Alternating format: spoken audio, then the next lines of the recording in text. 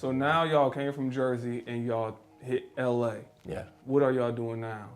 Like first thing y'all got here in LA?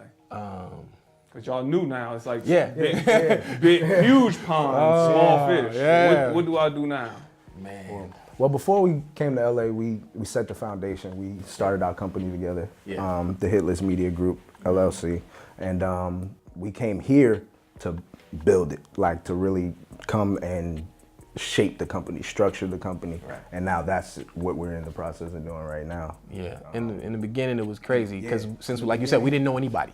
So we basically made sure we could do three things. We had a place to live, we had a place to work, and we had a way to get around. And we told ourselves, if we have those three bases, this is what my dad used to say to me all the time, cover your bases. And after you do that, you can do anything you want to do. And so that was our mindset. We got a place to live, we got a place to work, and we got a way to get around, and we're gonna hustle.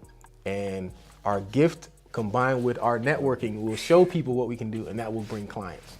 That didn't happen until about 6-8 months later. Just us in the studio for about 6-8 months. Looking at each other for about 6 to 8 months. Making songs. But we were willing to do that work because this was a level we had never been on. Was there a moment during those process, let's just say that 6 to 8 months, where the frustration kicked in, or you was like, you know what, I might need to go back to Jersey? It didn't kick in that early. Nah, not that early. Nah. And it wasn't the go back home frustration. It was just frustration with the music industry. And how, because the way we want to move is not the way most people move. The way and so the way I'll say it now is the way we do move, and the culture we are creating is not a culture that was present, or either popular for that regard. And so the harder part was trying not to be swayed into doing things their way, just to try to get in. Give me an example. So the placement game. we mentioned that earlier. The placement game. Because it sounds crazy, to possibly get a placement on Rihanna or Beyonce's album or any of these artists. And we went through that where we had A&Rs for like Jason Derulo and everybody come in our studio and not doing nothing with what we sent them, or we had even before we moved to LA, the A&Rs from like Usher's project, and they were like, we need records that sound like this. We give them records like that, no, we don't hear nothing. But then Usher album come out, and we hear songs that sound like that on the album. We like, wait. So obviously we have a ability to create a sound that is not in everybody, but we can't fall to the wayside of giving into what they want us to do if we know we can do this. And so that was more of it like, yo, they don't get it, but one day they're gonna get it. So we just gotta keep plugging. Somebody gonna listen at some point. And now, So how do y'all stay motivated through the ups and the downs? Because obviously we all go through these moments where we on a high, where the beat is just superb. You like this is, and then it might be a slump where you feel like I can't make it sound the way I want. How do y'all go through those highs and lows and I guess stay motivated amongst each other? In life, period? No, in the music. In the music. Man, I love music. Like I really like have a relationship with music.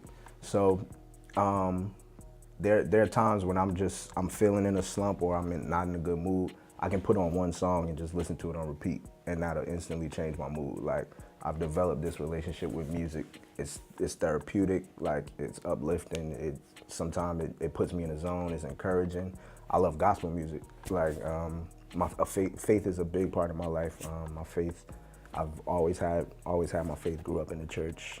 Parents grew up in the church. All of that. So that's a big part of it too. My relationship with God, spiritual relationship, and just music. Music literally saves my life every day, every single day. Likewise. Every single day. I think that's one of the many things we have in common is that music literally saved my life in a time where darkness was all I thought I could see, and I literally had to search to even find a sliver of light.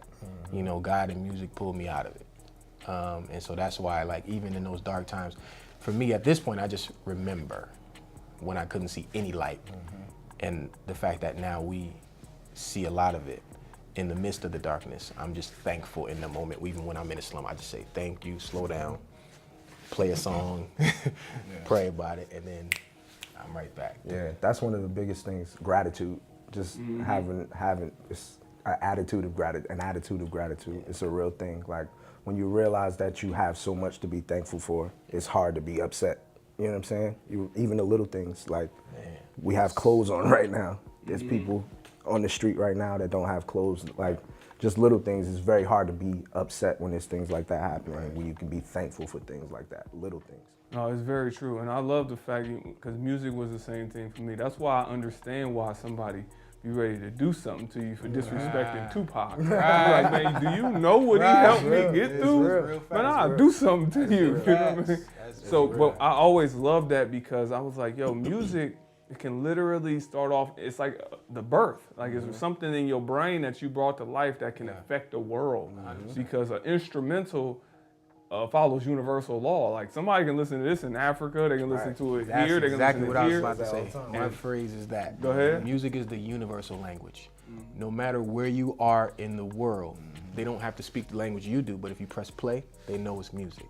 And that is what unites all of us, no matter where we are. We go to Africa right now, we can't speak none of the dialects, but you press play, they start going like this. Anywhere, and that's the beautiful thing, the most powerful thing to me about music is connecting, and that's it.